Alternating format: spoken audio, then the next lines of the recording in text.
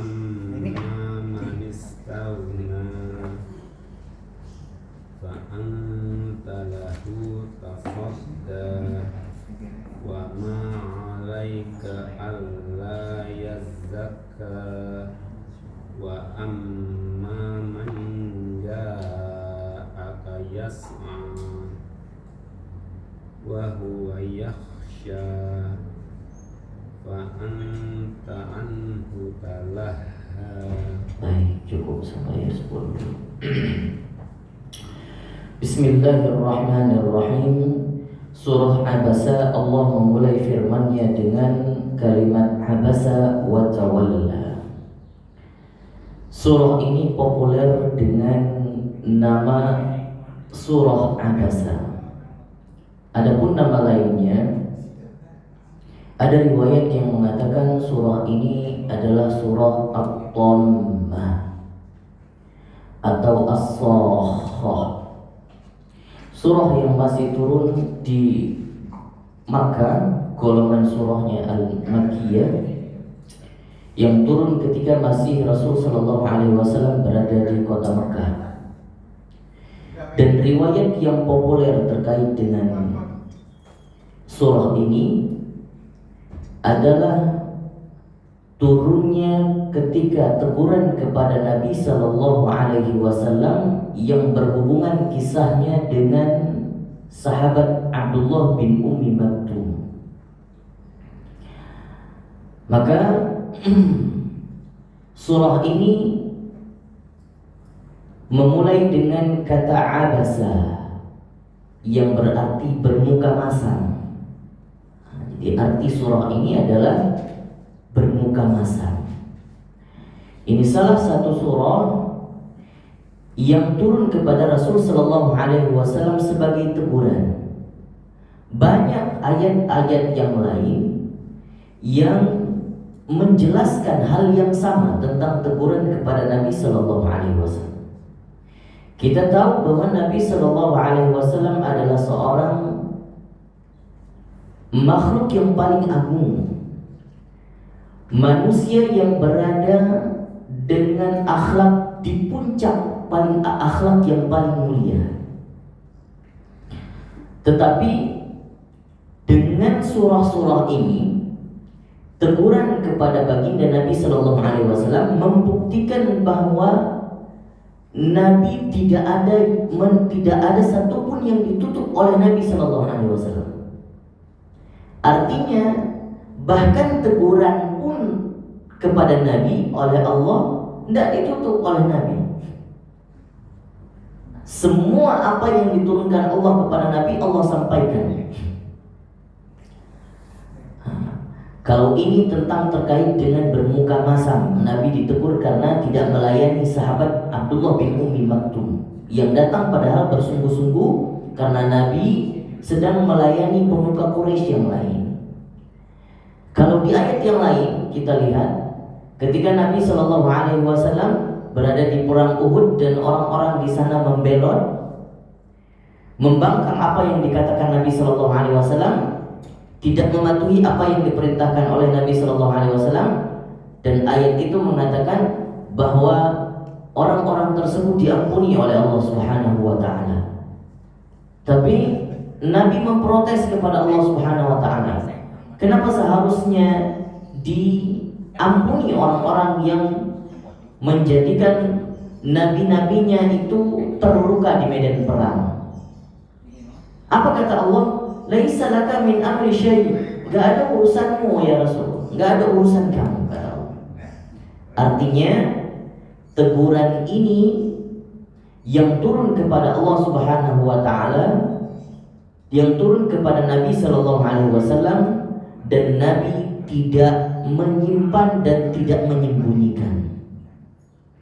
Ini membuktikan bahwa kejujuran Nabi Sallallahu Alaihi Wasallam.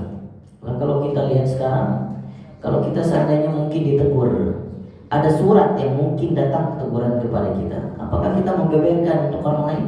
Ini saya dapat teguran dari presiden. Enggak, dilihat Nabi kejujuran. Dia baik, giliran teguran dia baik. Abasa wa tawalla, dia bermuka masam dan berpaling. Asbabun nuzul surah ini ketika Nabi Sallallahu Alaihi Wasallam duduk bersama pemuka Quraisy, dan pemuka Quraisy ini Abu Jahal CS, teman-temannya ada Abu Jahal, ada Umayyah bin Khalaf, ada Utbah bin Rabi'ah, dan teman-teman yang lainnya datang kepada Nabi untuk mencari informasi apa ajaran yang diturunkan kepada Nabi Sallallahu Alaihi Wasallam. Ketika itu Nabi punya perspektif sendiri. Nabi berpikir ini orang pemuka Quraisy datang serius belajar sama Nabi. Siapa tahu kalau mereka masuk Islam, pasti orang-orang di bawah pasti semua ikut. Maka Nabi melayani mereka dengan serius. Padahal kita tahu Abu Jahal hanya ingin cari informasi saja. Pada saat yang bersamaan, dulu kalau kita lihat di dalam Masjidil Haram, ya, belum berbentuk masjid. Artinya pintu-pintu masih terbuka lebar. Saat itu Nabi melayani mereka di dekat Ka'bah, dan datanglah seorang sahabat namanya Abdullah bin Ummi Maktum. Datang Abdullah bin Ummi Maktum berkata kepada Rasulullah, "Ya Rasulullah, alimni mimma 'allamakallah." Ini Nabi sedang serius untuk menjelaskan agama sama orang-orang pemuka Quraisy. Kalau di posisi kita sedang melayani orang-orang hebat istilahnya. Terus kemudian datang seseorang yang backgroundnya Abdullah bin Ummi Maktum ini adalah secara fisik ada kekurangan. Beliau adalah seorang yang tuna netra dari kecil. Apa reaksi kita? Mungkin bisa jadi, wah ini kurang adab ini. Saya lagi melayani tamu-tamu yang agung, datang seseorang yang mungkin bisa dikatakan dari kalangan khalayak menengah ke bawah datang, dan mungkin saat itu kita juga berprinsip yang sama. Maka oleh karena itu Nabi saat itu tidak melihat kepada Abdullah bin Ummi Maktum, berpaling darinya, tidak menjawab apa-apa. Saat itu ketika sepulang daripada itu Nabi SAW terasa sakit kepala.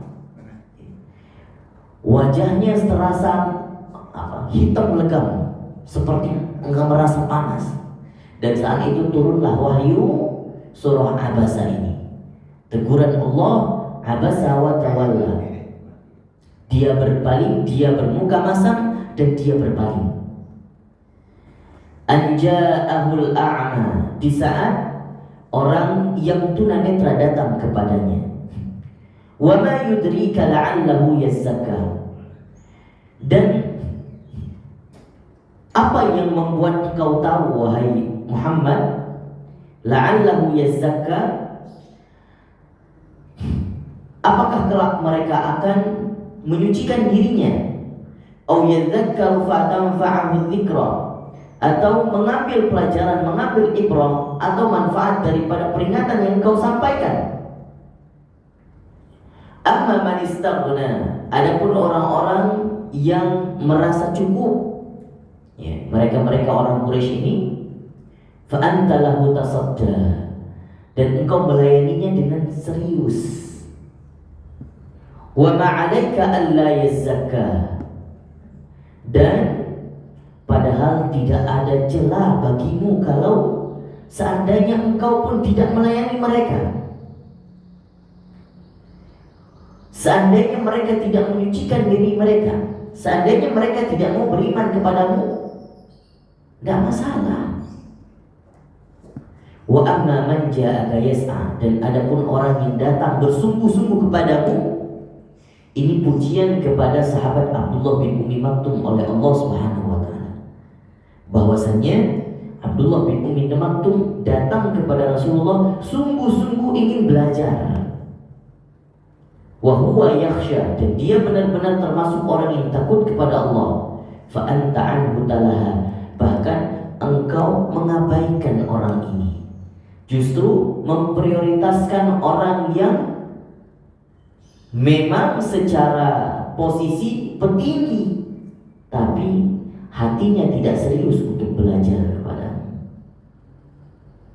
Maka saat itu Allah menegur Nabi Sallallahu Alaihi Wasallam.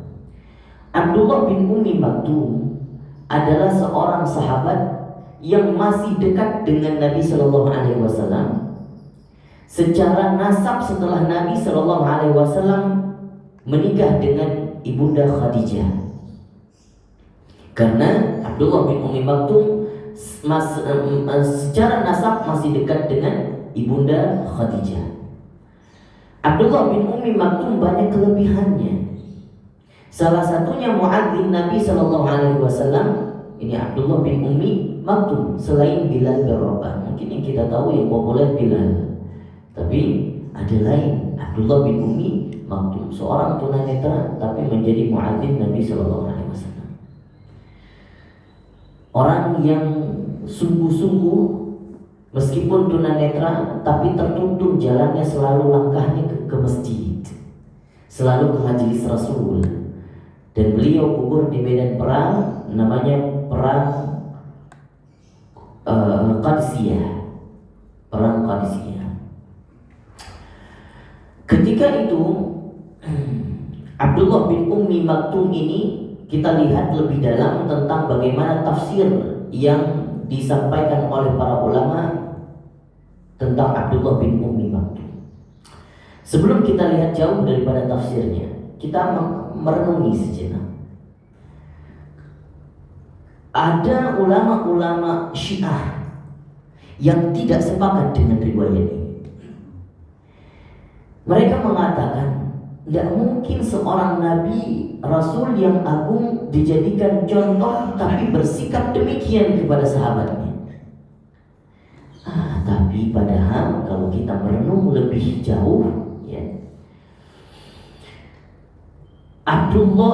Nabi Sallallahu Alaihi Wasallam ini, kalau kita melihat mengambil pendapat ulama yang mayoritas ulama Sunni, justru mereka berpendapat inilah bukti akhlak agung baginda Nabi Sallallahu Alaihi Wasallam. Seandainya ada manusia yang datang kemudian di saat kita lagi melayani tamu yang agung, atau sedang melayani presiden yang datang menyela, dan mungkin kita merasa kesal, dan bahkan rasa kesalnya kita sampai mungkin bisa jadi mengusirnya. Tapi Nabi Shallallahu Alaihi Wasallam saat itu dengan posisi yang hanya bermuka masam dan berpaling saja. Kira-kira di posisi baginda Nabi Shallallahu Alaihi Wasallam saat itu, apakah masih tergolong bagus? Masih tergolong sopan? Masih. Mungkin kalau kita langsung ngejudge, ini gak sopan.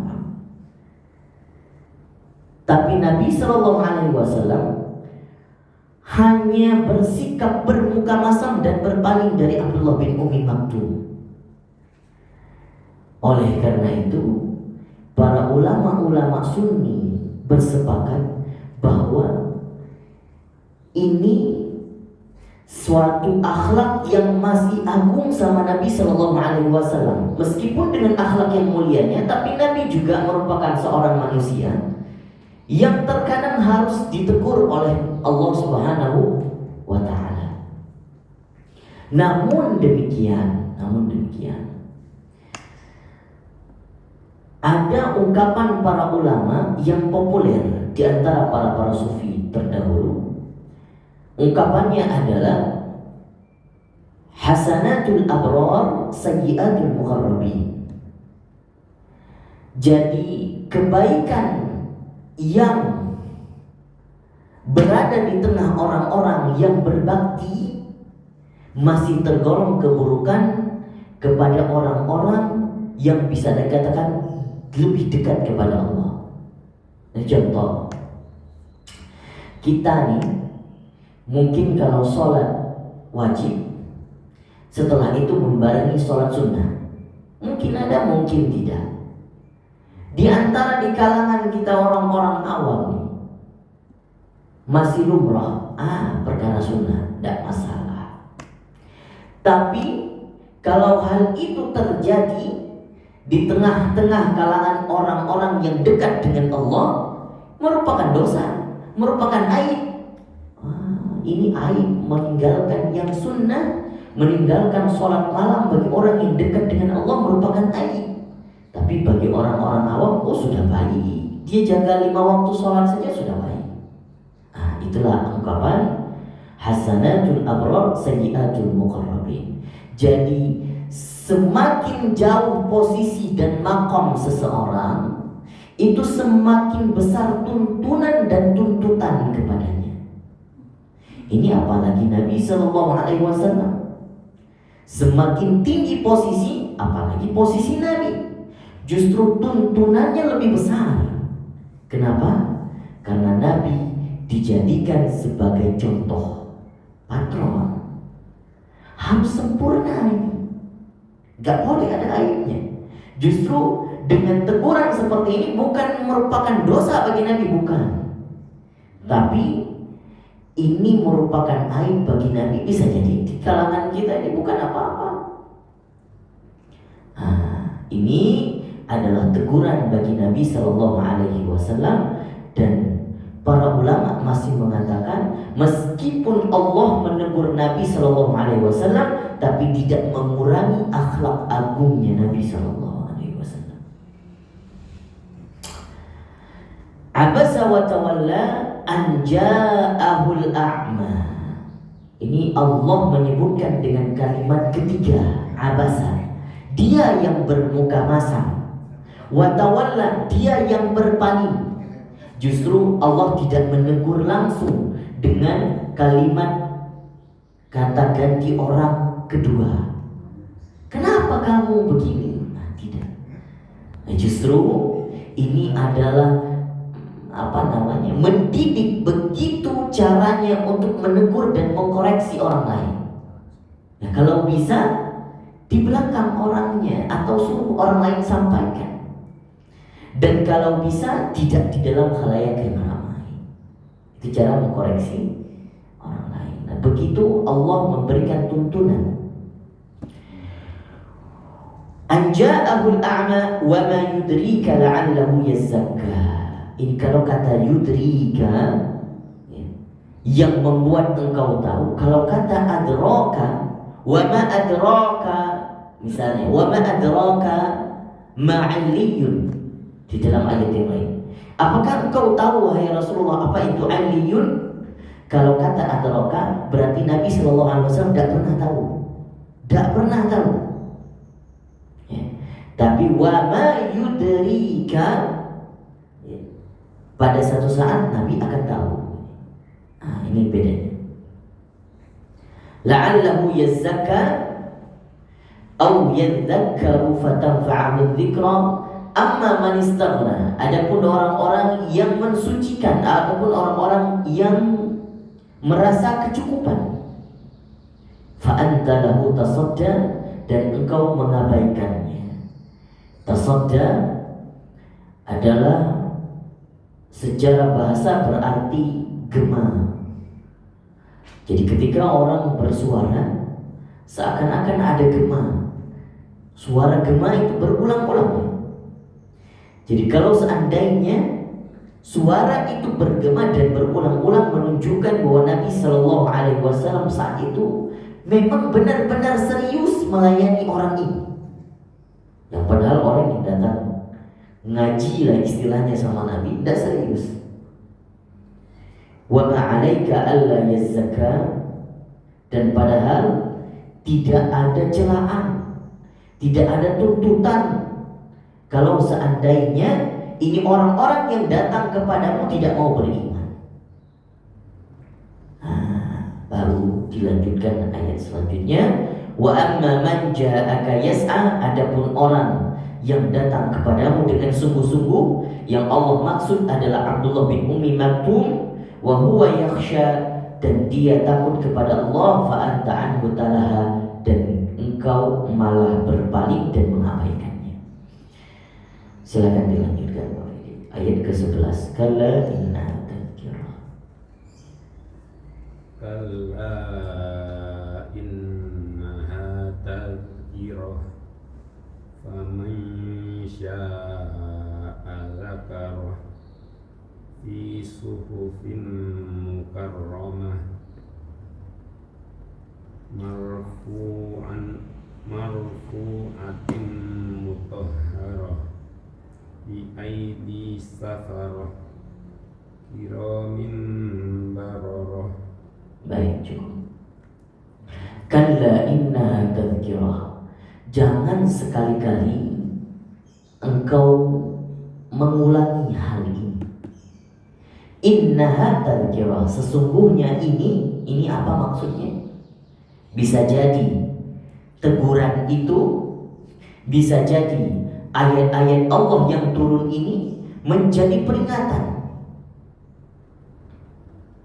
Faman syaa dzakara, dan siapa yang mau mengambil peringatan tersebut.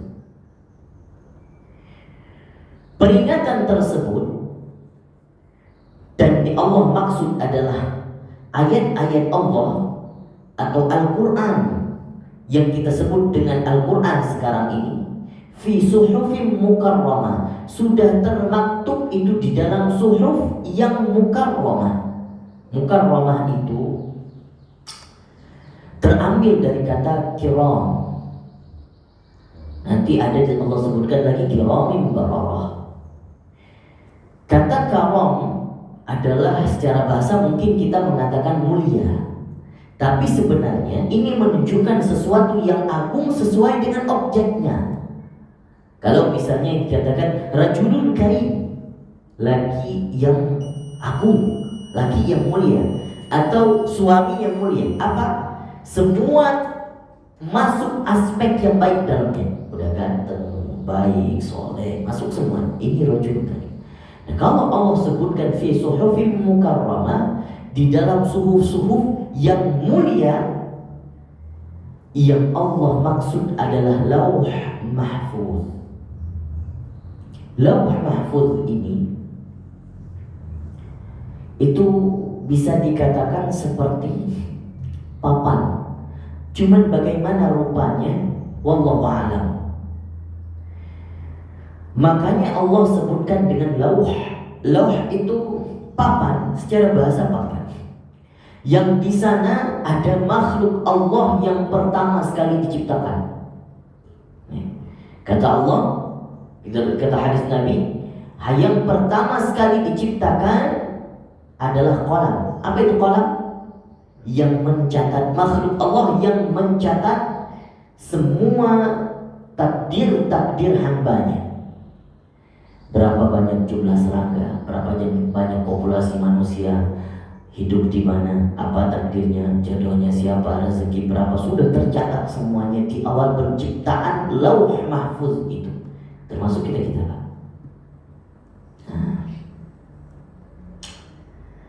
Itu Allah sebutkan lauh mahfuz. Maka Al-Quran yang diturunkan kepada kita sekarang, itu ayat-ayatnya sudah tercatat di lauh mahfuz tersebut, termasuk takdir-takdir kita. Marfu'atin mutahharah, yang lauh itu berada di tempat yang paling tinggi.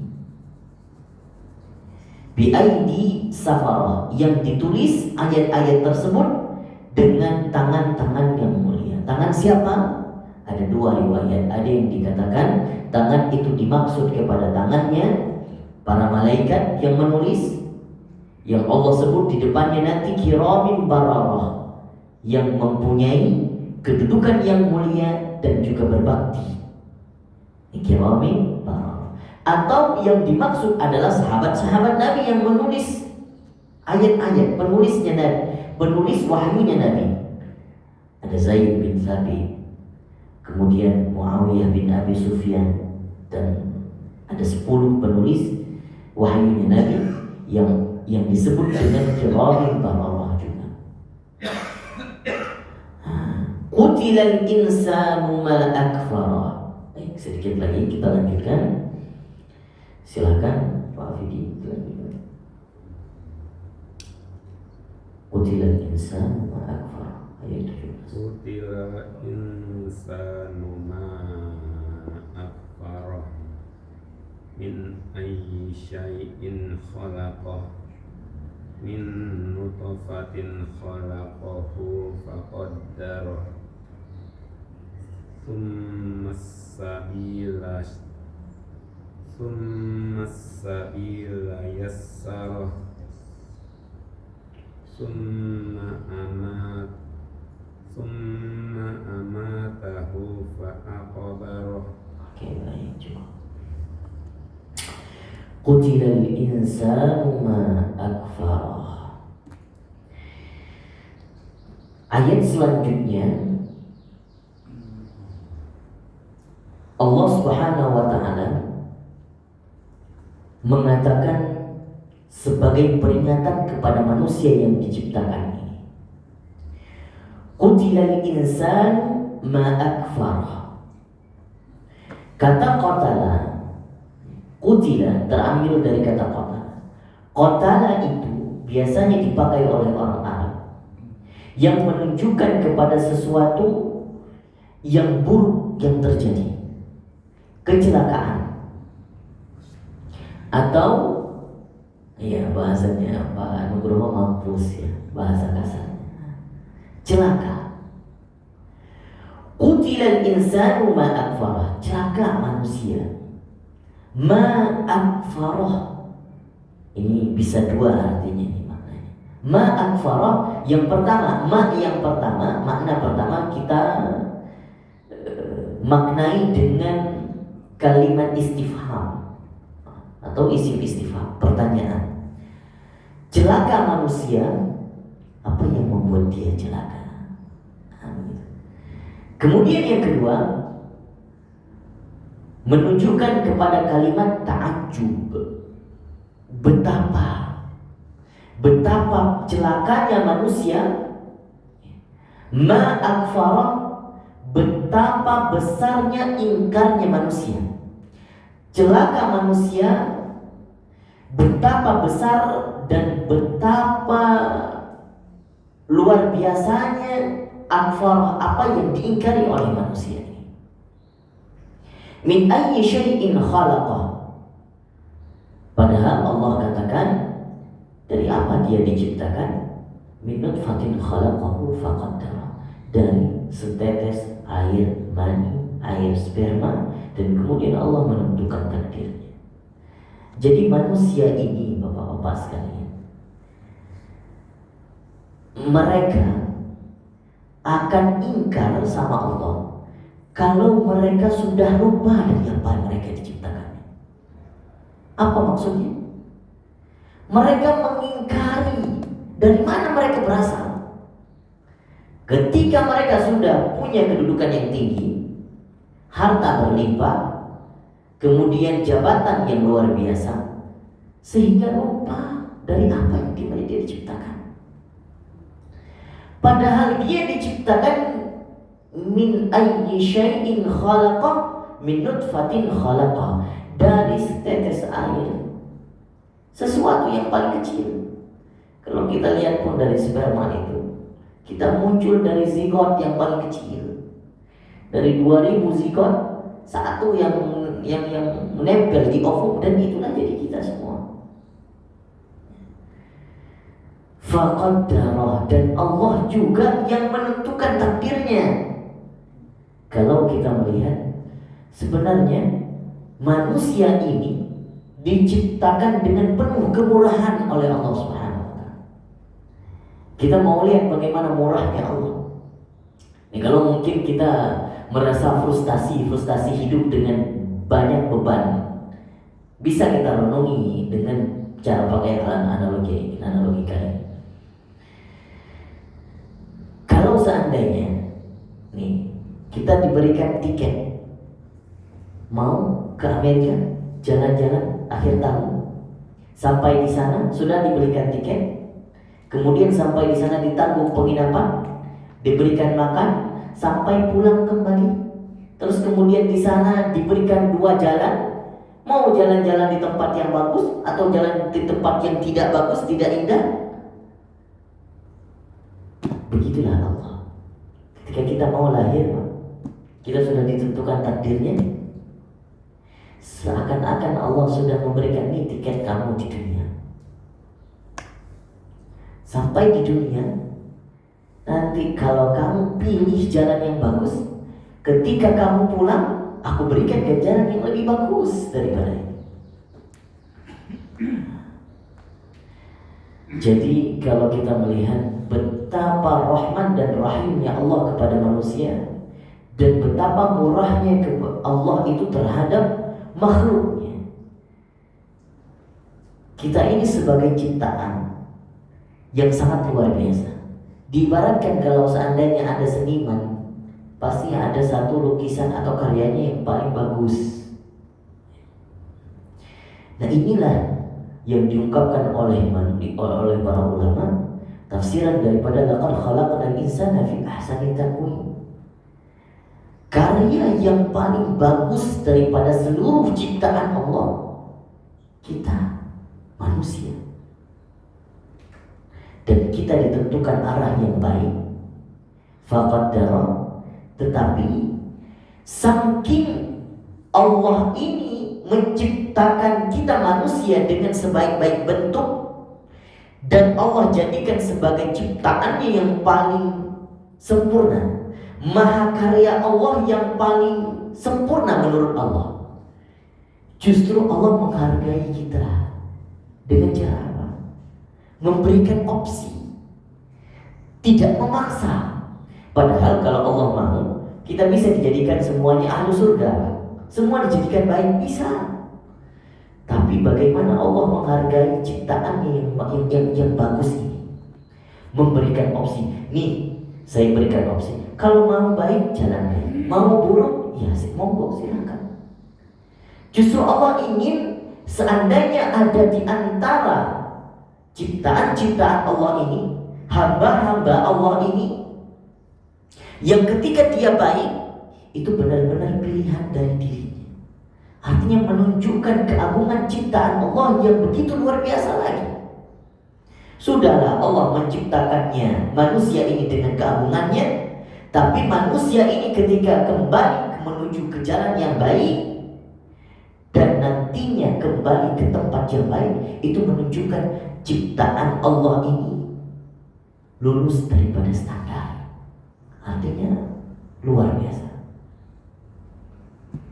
Nah, justru beda dengan ciptaan malaikat. Malaikat memang sudah dipaksa dengan tidak menjadikannya hawa nafsu dan lain sebagainya.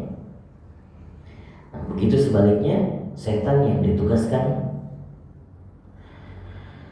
bi'aidi min nutfatin khalaqahu faqaddara thumma sabila yassara. Maka juga Allah memberikan jalan yang terbaik di dalam hidupnya.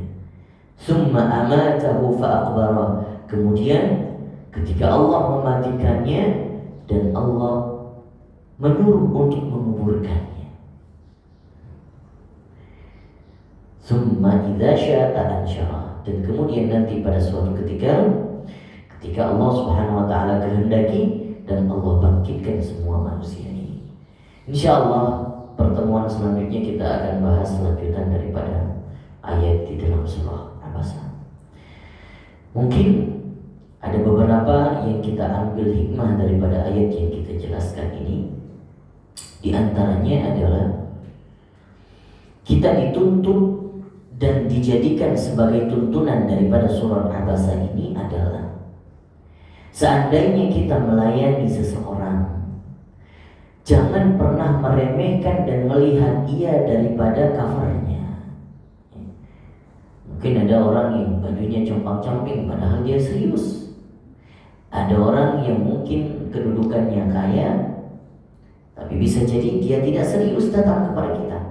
Maka jangan remehkan sambil menyampingkan orang yang kecil.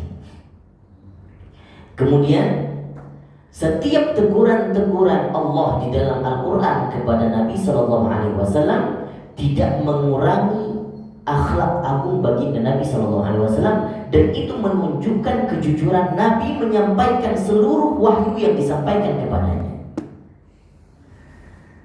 Baik, mungkin itu yang dapat kita ambil. Silakan bapak-bapak sekalian. Itu yang saya ambil hikmahnya. Selebihnya silakan bapak ambil sendiri. Apa hikmah yang dari apa yang kita sudah pelajari? Nah, kalau ada yang ingin ditanyakan, silakan kita berdiskusi sejenak. Atau ada yang ingin menambahkan daripada hikmahnya, silakan, monggo. Kita sama-sama ambil istifadah. Silakan. Tadi kalau saya tidak mengerti, semua itu kan memang sudah ditakdirkan, sudah digariskan, bahkan di dalam buku juga Allah sudah mencatat semuanya. Nah, apakah pertanyaannya ini, apakah kita semua yang hadir ini memang sudah dicatat untuk hadir? Walaupun mungkin teman-teman kita yang lain ingin hadir, tapi kita tidak tahu kenapa dia tidak bisa hadir. Nah, gitu kita. Nah, sekarang kan kalau misalkan dia bilang gini, kaum itu bisa berubah kalau dia mau merubah, tapi dengan catatan kalau Allah redo, kan begitu kan? Ini sebetulnya hubungannya bagaimana Ustaz? Kalau mungkin baik. nggak begitu jelas. Betul. Ya. Yang hadir hari ini di sini itu sudah Allah catat, sudah termaktub di dalam Lauh Mahfuz dari sejak ciptaan Lauh dan Qalam itu. Justru jangankan yang datang ke sini, yang sudah datang dan ilmunya nyampe sampai faham itu juga sudah tercatat. Jadi ada yang mungkin ketika disampaikan tapi ada yang gak masuk, ada yang gak paham. Maka pemahaman itu pun sudah tercatat. Oh, ini Pak Sulaiman sekian pemahamannya yang disampaikan hari ini sebanyak 80%. Justru kalau Pak Sulaiman 100% pahamnya, justru menyalahi apa yang di Lauh Mahfuz.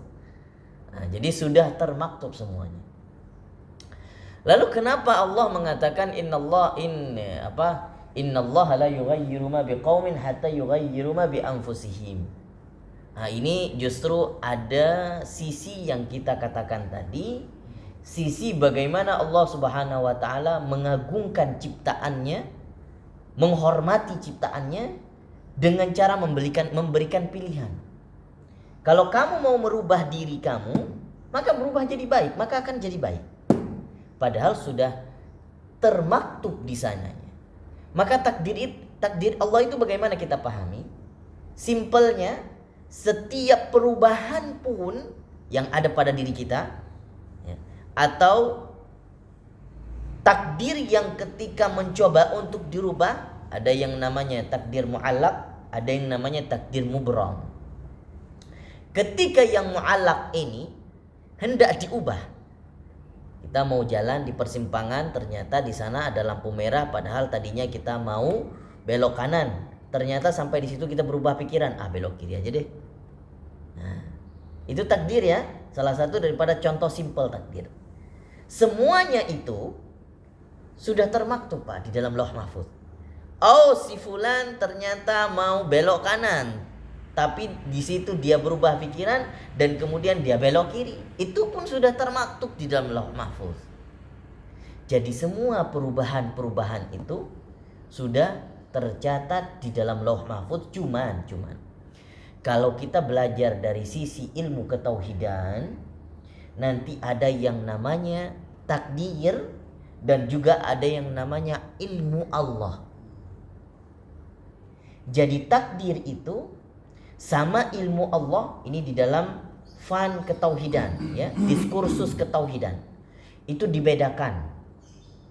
Takdir yang mungkin kita bisa mengubahnya dengan tangan kita sendiri, kita ingin jadi lebih baik, Allah kasih yang baik, ya. Takdir itu tidak akan lepas daripada ilmu Allah, tapi takdir itu bisa dirubah dengan ikhtiar. Meskipun kalau misalnya kita sudah divonis, wah ini secara hakikat, secara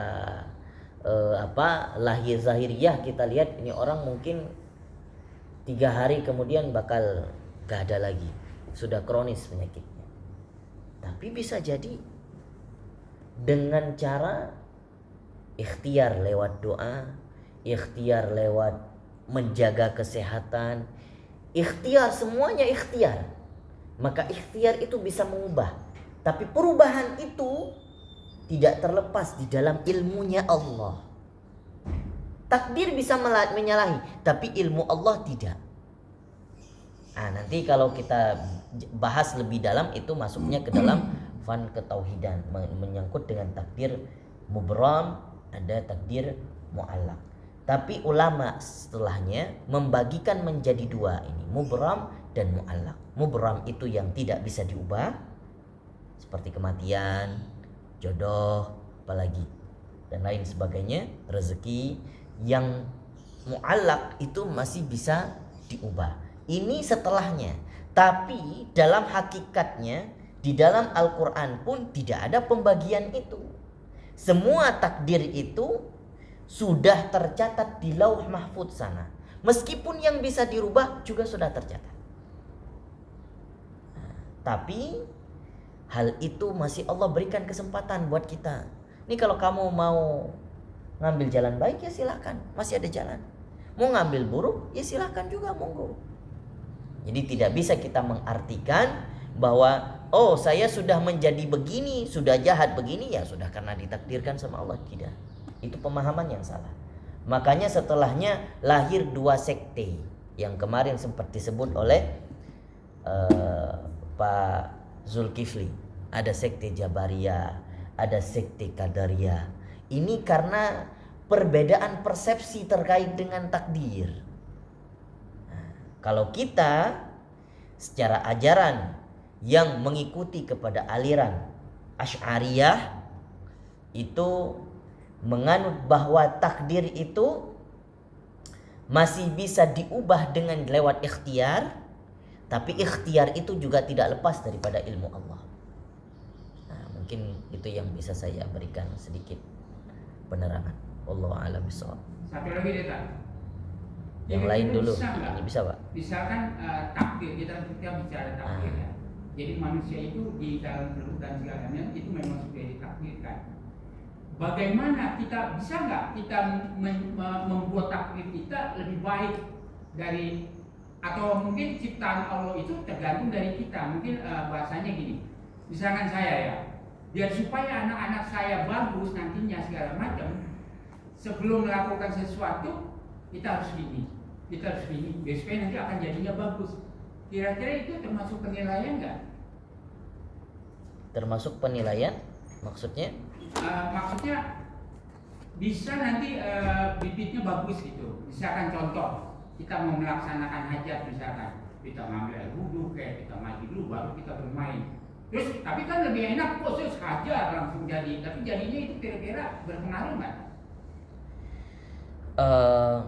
Itu bagian daripada ikhtiar. Bagian daripada ikhtiar yang saya sebutkan tadi. Toh nanti setelah itu apakah berpengaruh atau tidak berpengaruhnya? Yang pertama, kita disuruh untuk selalu husnuzon kepada Allah. Ya, makanya ada kata hadis Nabi Shallallahu Alaihi Wasallam bahwa hambaku itu sesuai dengan prasangka, aku itu sesuai dengan prasangka hambaku. Jadi kalau prasangkanya baik terhadap Allah dan itu yakin, insya Allah sesuai dengan prasangkanya, sesuai dengan hajatnya. Tapi kalaupun itu tidak sesuai dengan harapannya, yakinlah yang kita inginkan itu mungkin menurut pandangan kita baik, tapi menurut pandangan Allah kurang baik. Nah, maka itu berlaku asa an takrahu syai'an wa khairul lakum wa asa an tuhibbu syai'an wa syarrul lakum. Jadi Allah yang lebih tahu sebenarnya. Makanya kita lihat kehidupan kita ini cukup mengikuti flow-nya aja. Kemana arah Allah berikan, arah Allah bawa, selama koridor kita 24 jam kita bisa memprediksi seberapa banyak waktu yang saya sediakan di dalam amal baik dan seberapa banyak yang buruk. Justru kalau itu saja yang kita jalankan setiap hari dan yakinkan, insya Allah Allah pasti punya rencana yang terbaik buat saya. Meskipun itu lewat rezeki, apapun itu. Yang penting setiap harinya kita bisa menyimpulkan seluruh hidup saya di dalam ranah amal soleh, bukan amal salah. Insya Allah Allah tunjuk jalan yang baik. Adapun terkait dengan ikhtiar, namanya kita ingin ikhtiar ya silakan. Mau hajatan, mau apa ya silakan. Termasuk selama itu tidak tidak bersalahan dengan syariah yang diturunkan kepada Nabi, maka itu termasuk juga amal-amal yang soleh. Mungkin tidak tertunaikan hajatnya saat itu, bisa jadi Allah ganti nanti di hari setelahnya. Ada yang lain yang ingin ditanyakan yang lagi? Nah, dia sampai Sidratul Muntaha. Nah, Sidratul Muntaha itu apa? Dan kemudian terus katanya malaikat Jibril sudah tidak bisa lagi sampai ke Rasul. Itu tingkatannya seperti apa? Dari Sidratul Muntaha. Sidratul Muntaha itu, di atas Sidratul Muntaha ada namanya Arash. Maka Sidratul Muntaha itu adalah apapun itu tidak bisa dideskripsikan dengan bayangan kita. Karena kalau deskripsi Nabi di dalam hadisnya itu bisa dikatakan seperti dipan-dipan, ya. Tapi karena arasnya Allah itu juga merupakan makhluk, ya. Jadi cuman Allah aja, laisa kamitslihi syai'un. Jadi Allah aja yang tidak menyerupai makhluk apapun. Tapi hal yang berbau hal yang gaib yang seperti ini kepada Rasul Shallallahu Alaihi Wasallam tidak diberikan banyak ilmunya. Wa ma utitum minal yas'alunaka 'anir ruh qulir ruhu min amri rabbi wa ma utitum minal ilmi illa qalila. Nabi aja tidak dikasih tahu yang banyak informasi terkait dengan alam ruh. Kita hanya diberikan informasi Sidratul Muntaha. Mungkin diberikan deskripsi A, B, C, D seperti dipan-dipan. Bagaimana sebenarnya? Nah, kita akan tahu nanti ketika sudah di hari kebangkitan. Setelah itu semuanya yang hak baru tahu. Dikasih tahu sama Allah.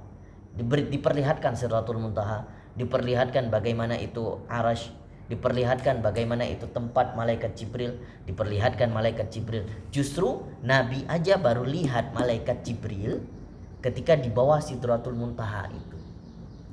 Yang datang ke Nabi selama ini ketika di dunia justru bukan wujud Jibril yang asli. Banyak jelmaan malaikat Jibril. Meskipun dalam bentuk malaikat, tapi bukan wujudnya yang asli. Justru Nabi ketika melihat wujudnya yang asli ketika di bawah Sidratul Muntaha. Dan di bawah itu baru ada langit-langit yang berlapis-lapis. Tapi ala kulli hal, di atas langit ini ada alam tersendiri. Ya, alamnya para malaikat. Kita sebut mungkin di atas langit, padahal di mana di atas langit itu wallahu alam. Artinya ada alam tersendiri yang disebut dengan alam ghaib. Ya. Tapi secara tepatnya yang mungkin kita ingin mengukur jaraknya secara visual, tidak bisa. Karena itu alam yang lain, bukan alam kita. Mungkin secara bahasa kita simpelnya menyebutkan di atas langit ada langit di atas langit. Tapi sebenarnya langit itu di mana letaknya itu Allah. Baik, silakan Pak Nugroho. Ya, saya coba nanya ya dari tadi apa? Kalau saya pernah dengar yang kalau ada minutfatin. Kalau ya, jadi katanya jadi di situ kamu tuh jangan macam-macam kayak sombong gitu, kamu tuh dari hina dibuatnya dulu gitu loh. Ini Allah tuh cuma tahu gitu kan dibilang air mani itu najis ya, kalau gitu kan najis sebetulnya dan hina gitu loh. Kamu tuh dari barang hina gitu loh, jadi jangan sok gitu. Betul. Nah itu mungkin salah satu hikmah juga yang disampaikan di dalam surah Abasa. Harusnya ya kita ya itu kalau manusia ini paham dari apa kita diciptakan, ya pasti tidak berlaku sombong. Nah, makanya ada salah seorang ulama dulu ketika di masa Harun Ar-Rasyid yaitu raja daripada salah satu khalifah Abbasiyah. Terus ini nantang ulama ini nantang apa permintaan apa yang harus saya penuhi daripada permintaan. Terus kata si ulama ini, buatkan takdir saya tidak sakit ketika sakaratul maut. Mampu nggak? Tidak mampu saya. Jadikan saya nanti terbebas dari neraka. Mampu enggak? Jadikan saya masuk surga, tempatkan saya masuk surga. Mampu enggak? Oh, kalau tidak mampu ya sudah, saya tidak punya hajat dengan makhluk Allah yang tercipta dari air mani. Nah, langsung kena nih Harun Ar-Rasyid nih. Wah, saya mengajukan permintaan aja, kamu mau apa? Padahal niatnya baik, ingin ditolong. Tapi kalimat tersebut dinilai sombong. Nah, maka itulah, kalau manusia ini terkadang sebenarnya begini juga. Kadang kita dengan memberikan kalimat verbal yang positif, menawarkan kebaikan, tapi ada unsur kesombongan di dalamnya. Iya, saya mampu nih membantu dia. Ada sedikit kesombongan. Kita lupa kalau yang memberikan itu juga Allah. Yang dititipkan sama kita, yang disuruh salurkan untuk dia. Nah, ini mungkin hal-hal yang kecil yang mungkin harusnya kita bisa sadari kembali. Barakallahu fikum. Semoga bermanfaat apa yang kita bahas pada pagi hari ini. Dan insyaallah akan kita lanjutkan di pertemuan selanjutnya. Wallahu ta'ala alam bisawab. Silakan yang punya hajat ingin.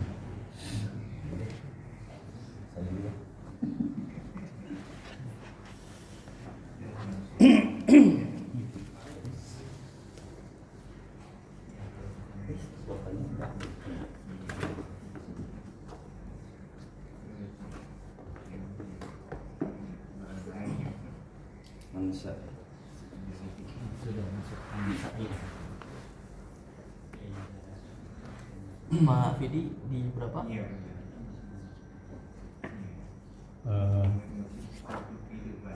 Ayat 181. Ali Imran. Iya.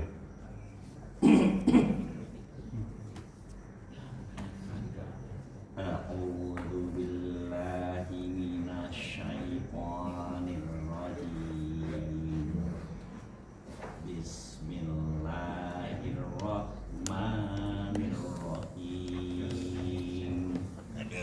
Ya ayyuhan nasu ittaqu rabbakumul ladzi khalaqakum min nafsin wahidah. Alladzi khalaqakum min nafsin wahidatin wa khalaqa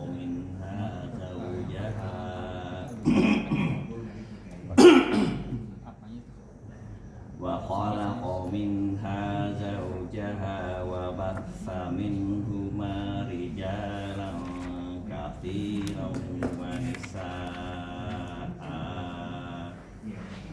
Wattaqullaha alladzi tasaaluna bihi wal arham. Innallaha kana 'alaikum raqiba.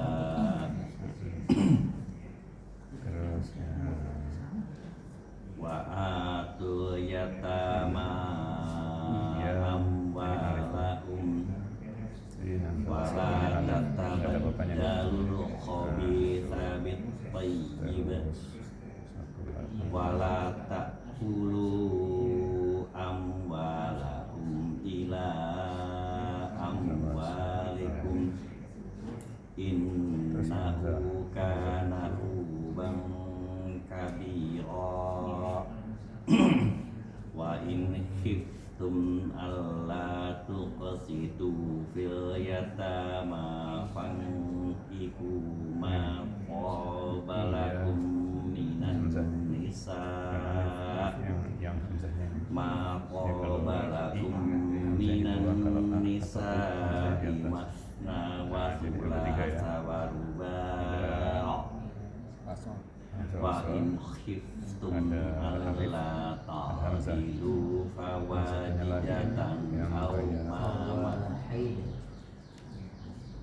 wa in khiftum alla ta'dilu fawajidatan aw ma malakat aymanukum zalika adana alla ta'ulu wa atun nisaa sadaqatihinna niklah wa in tibna lakum an syai'in minhu nafsa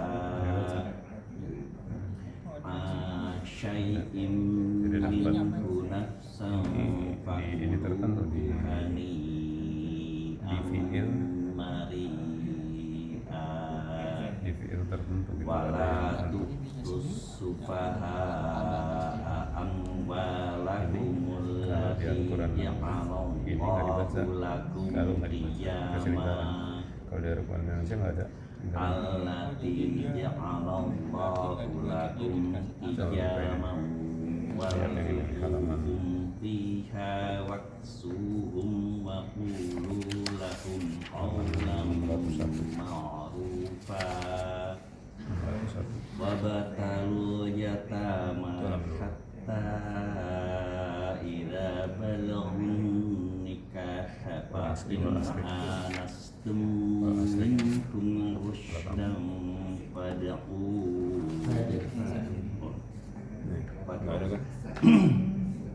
kalau ini ada wa jarang batalul yatama kayak ulaika itu kan ada bau fa'in anastum minkum rushdan fa'in anastum minkum rushdan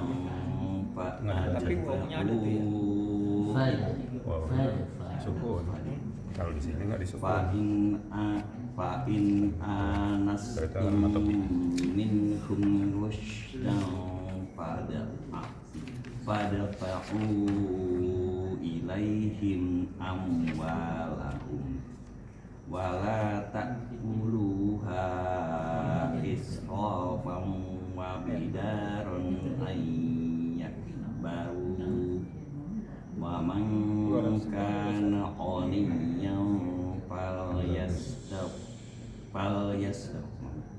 wa man kana qaniyan falyastafif wa man kana faqiran falyakul bil ma'ruf fa idza dafa'tum ilaihim amwalahum fa ashhidu alaihim wa kafa billahi hasiba.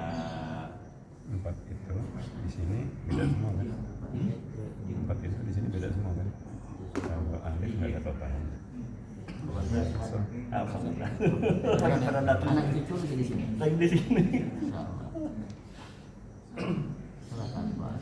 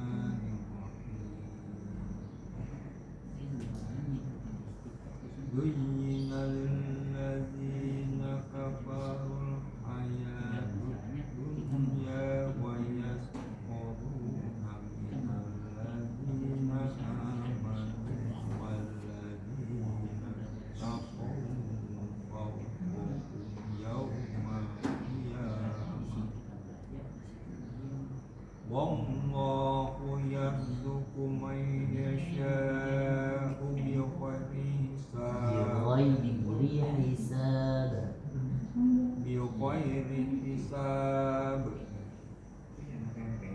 Kana an-nasu ummatan wahidah wa ba'atsallahu an-nabiyyina mubasysyirin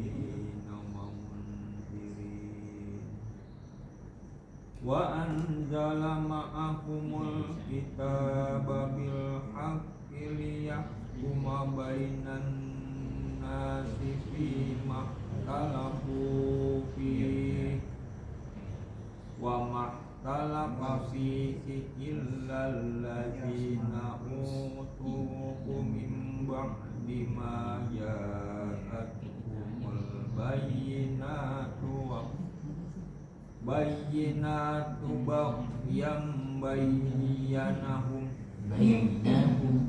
bainahum fahadallahu alladzina amanu limahtalafu fihi minal haqqi bi'iznihi wallahu yahdi man yasha'u ila siratin mustaqim. Am hasibtum an tadkhulul jannata walamma ya'tikum masalul ladzina qalau min qablikum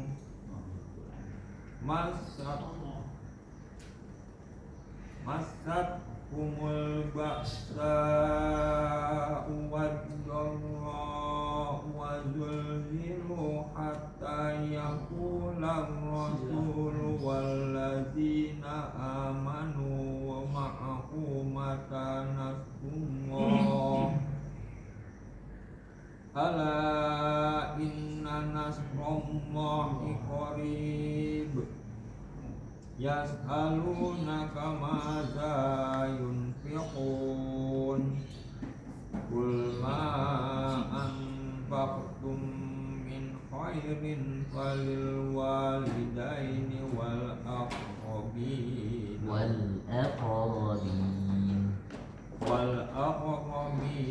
wal yatama wal masakin wa ibnis sabil wa ma taf'alu min khairin fa inna Allah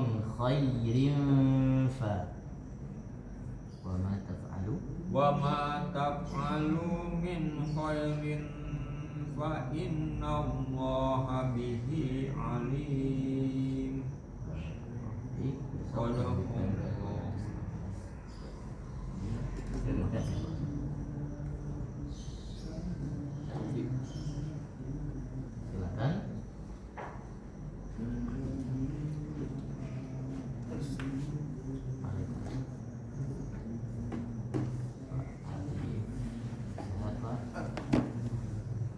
Itu baru alik tadi ya. Ya emang cuman itu. Masuk wasol apa sih? Masuknya wasol apa wasol? Ya kalau berada di tengah, wasol itu kan lanjut kan. Kalau wakaf berhenti kan. Kalau dia berada di tengah, kalau kita baca nih, nah dia nggak dibaca. Kalau di depan dia dibaca. Maksudnya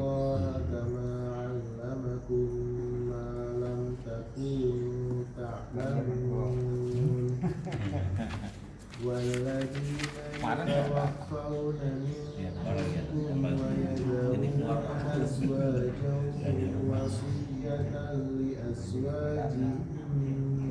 kemarin kayak gini. Kan hamzah wasalnya. Alamin kan. Kalau baca di sini. Kalau di kop gitu. Alifnya nggak dibaca. Hamzah wasalnya tapi kalau dibaca di sini alamin. Hamzah wasalnya dibaca a. Wallahu azizun hakim.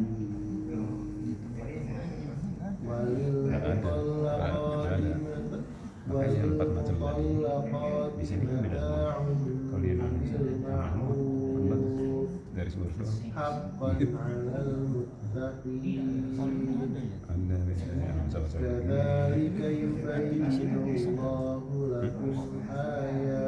Ya ini kalau untuk belajar cara berhenti, kan kalau baca beneran kan Alam tara ilal ladzina kharaju min ya kalau berhenti ya roh biasanya alam gitu kan. faqala lahumullahu mutu thumma ahyaakum Jadi 4-4-nya beda kalau di sini. inna Kalau di Indonesia sama 4-4-nya sama. Garis lurus doang. Hamzah juga nggak ada.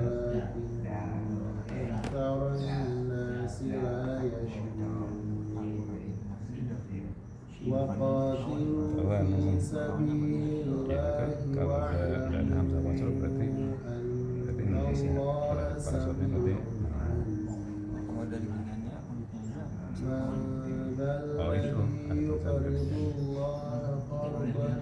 حسنا من ذا الذي يقرض الله قرضا حسنا فيضاعفه له أضعافا كثيرة والله يقدر ويبسط وإليه ترجعون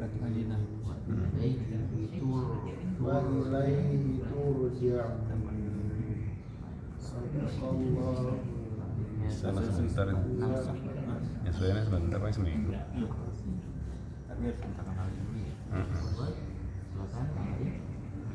Biar kenalin dulu. Iya.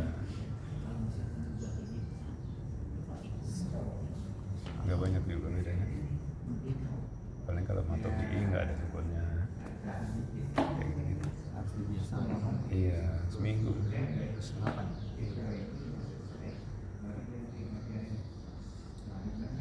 أعوذ بالله من الشيطان الرجيم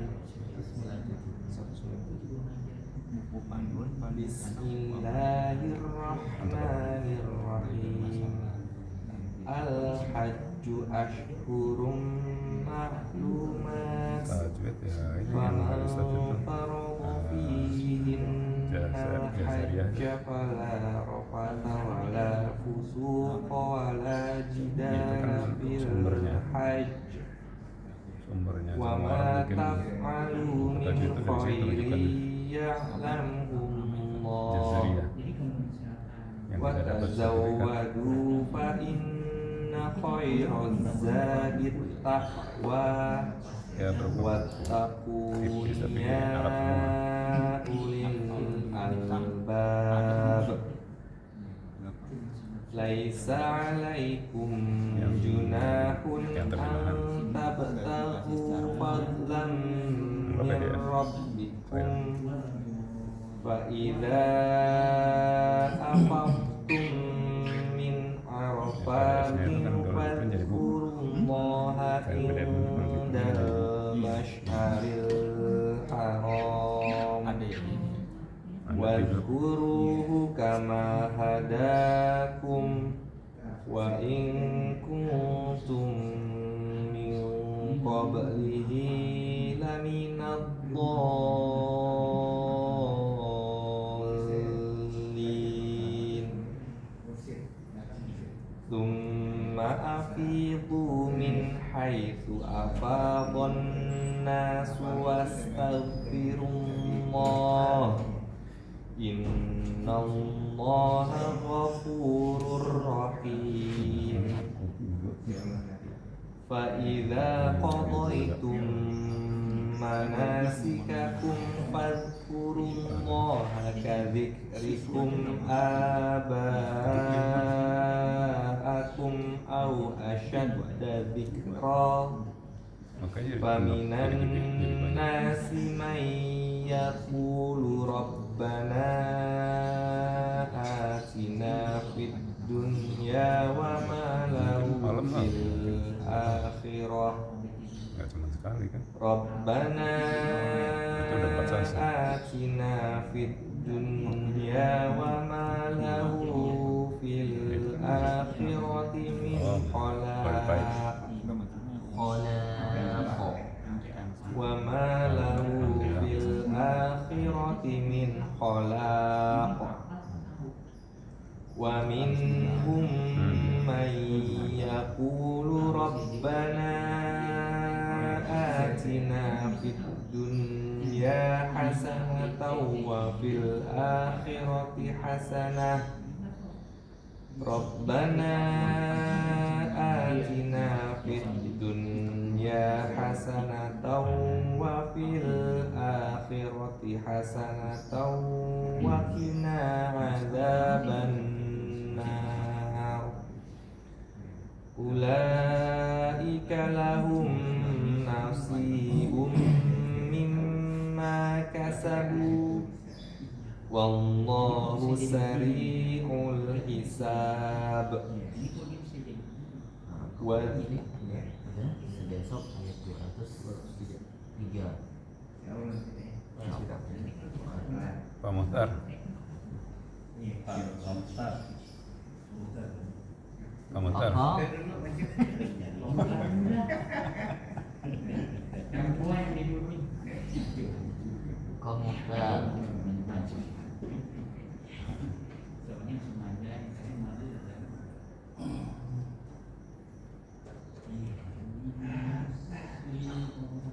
Saya pikir tahu nggak Pak? Saya pikir nggak tahu nggak. Kacamata nggak dipakai? Tutup Sabtu Minggu tutup, jadi pegawai negeri aja. Masa jadi Iya. semua. Saya tuh kayak ini ya. Apa ini? Semua sini. Kau Muhtar di mana? Ya? Di mana sekarang? Baca Al-Fatihah sudah nggak?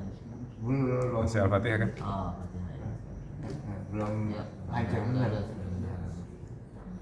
A'udzubillahi minasyaitonirrajim. Minasyaitonirrajim. Minasyaitonirrajim. Nirrajim. Ulangi. A'udzubillahi minasyaitonirrajim. Bismillah. Bismillahirrahmanirrahim. Irrahmanirrahim. Ulangi sekali lagi. Bismillah. Bismillahirrahmanirrahim. Alhamdulillah. Alhamdulillah. Alhamdulillah. Alhamdulillahirabbil alamin. Lanjut. Ar-Rahmanir-Rahim.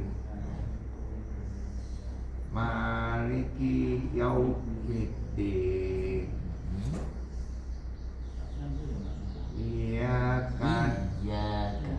Iyyaka na'budu wa iyyaka nasta'in. Ihdinas siratal mustaqim. Masya Allah. Lanjut.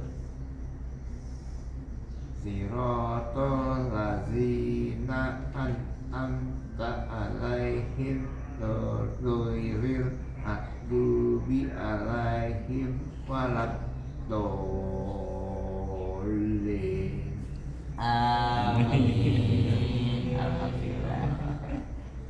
Nanti pertemuan selanjutnya engkau baca di surah An-Nas. Iya, kamu belajar dulu. Nanti minggu depan hari Sabtu Akhirnya baca surah An-Nas. Ya, nanti nggak apa-apa ditulis seperti ini. Kalau dikasih umur. Insya Allah, insya Allah. Ya, terus Ini kan Pak Mukhtar sudah bisa baca Al-Fatihah. Sering-sering dilihat cara baca seperti itu, yang kayak ditulis ini. Nanti dipraktikkan di dalam sholat juga seperti itu, biar sholatnya sempurna. Ya. Memang saya juga kalau ke dalam sholat juga saya praktekkan. Itu yang paling penting. Iya. Ya. Iya. Mudah-mudahan insya Allah sholatnya Pak Mukhtar sekarang lebih sempurna. Amin. Ya. Ya. Barakallahu fiik Pak Mukhtar. Ya, terima kasih banyak. Assalamualaikum. Waalaikumsalam. Alhamdulillah. Yes. Yes. Pak, silakan. Ini Pak. mau diajarin sekarang. Udah habis. Pak Miri sudah? Belum. Tinggal baik. Assalamualaikum Ustaz. Sehat Ustaz.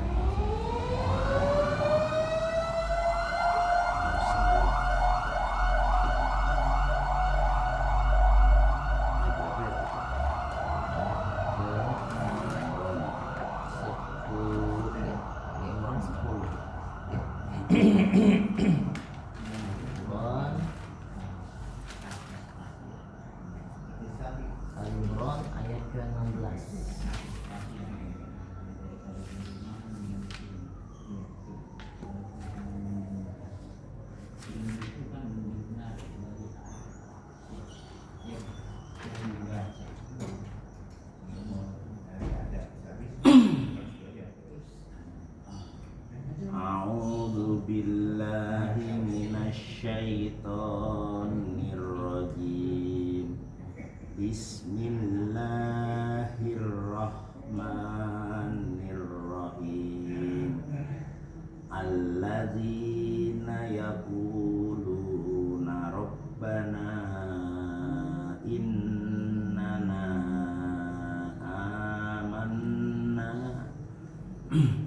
Rabbana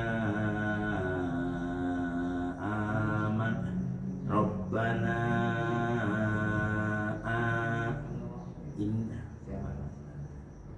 Rabbana innana amanna faghfir lana dzunubana wa qina azabannar as-sabirina was-sadiqina wal qanitina wal munfikina wal mustaghfirina bil ashar syahidallahu annahu la ilaha illa huwa wal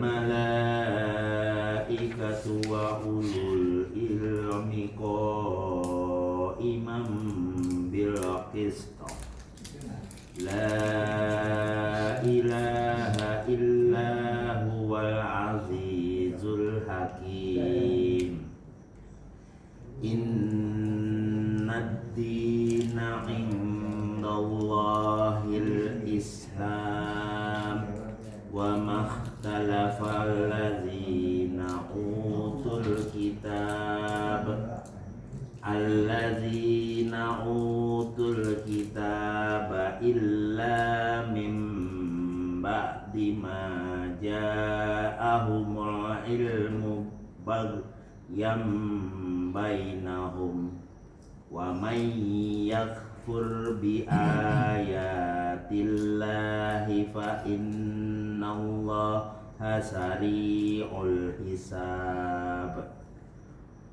fa in hajjuka faqul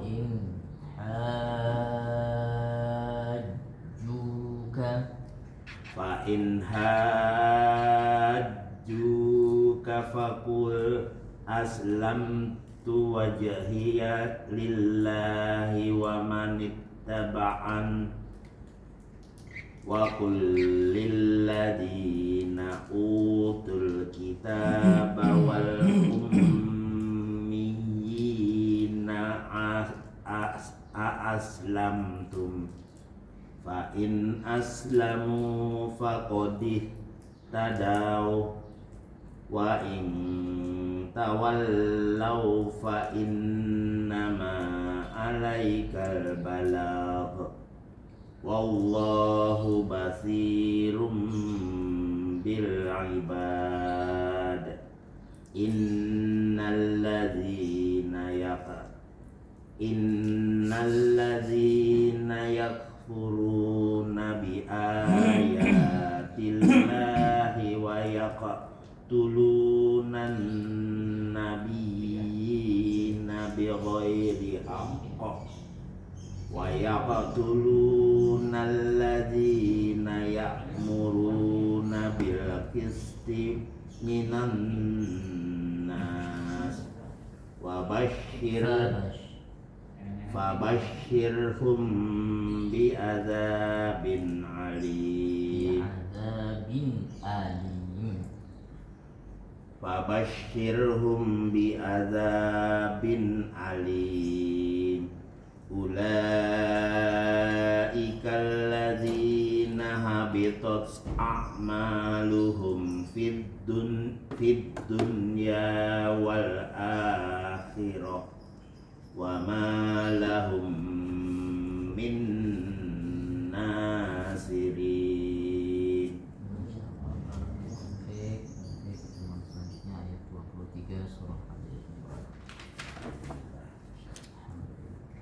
Mana Pak Eno tadi? Mau saya suruh baca. Tadi ada. Pak Eno. Buat. Ini udah belum. Eno.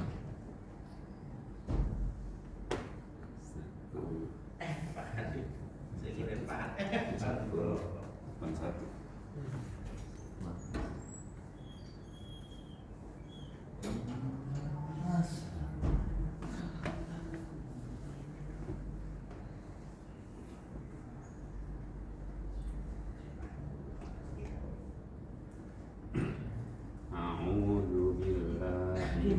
minasyaitonir rajim. Laqad sami'allahu qawlal ladzina qalu innallaha faqirun wa nahnu aghniya. Sanaktubu ma qalu wa qatlahumul anbiya'a bighairi haqq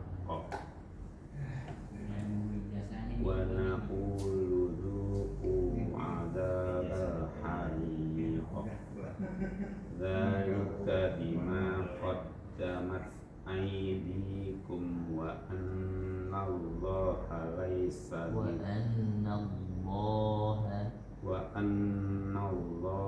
laysa bidzalamil lil 'abid. Alladzina qalu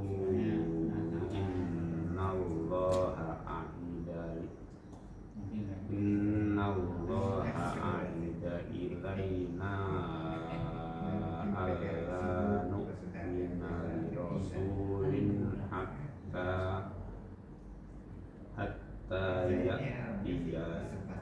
hatta ya'tiyana bi qurbanin ta'kuluhun nar.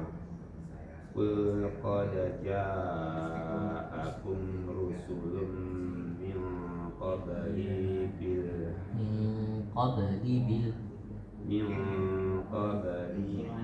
belinya panjang min qabli bil bayyinati wa billadzi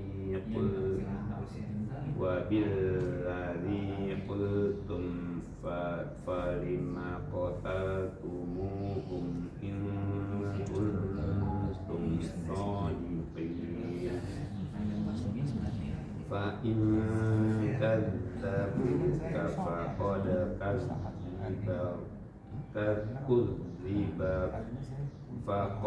kudziba rusulun min qablika ja'u bil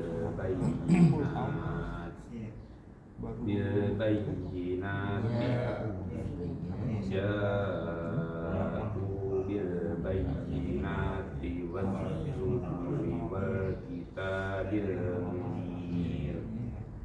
Kullu nafsin dha'iqatul maut wa innama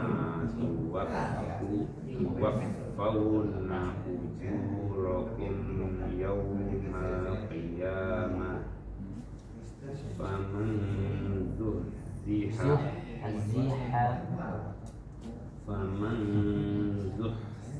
'anil nari wa udkhilal jannata faqad faz wa ma hayatud dunya illa mata'ul ghurur.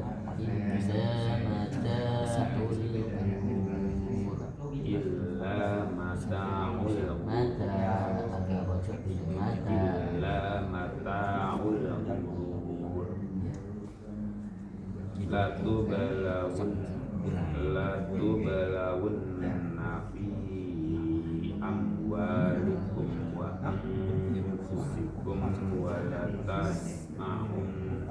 wa latasma'unna minal ladzina utul kitaba min qablikum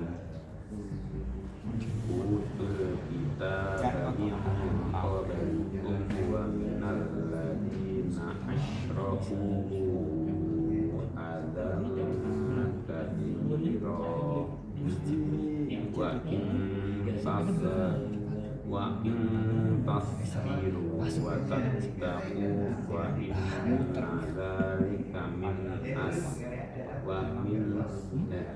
dzalika min azmil umur.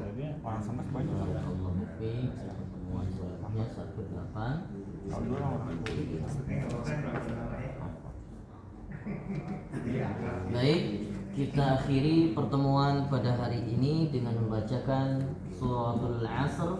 Bismillahirrahmanirrahim. Wal 'asri innal insana lafi khusrin illa alladhina amanu wa 'amilus salihati wa tawasaw bil haqq wa tawasaw bis sabr. Subhanakallahumma rabbana wa bihamdika nashhadu an la ilaha illa anta wa nastaghfiruka wa natubu ilaik. Barakallahu fikum. Assalamualaikum warahmatullahi wabarakatuh. Waalaikumsalam warahmatullahi wabarakatuh.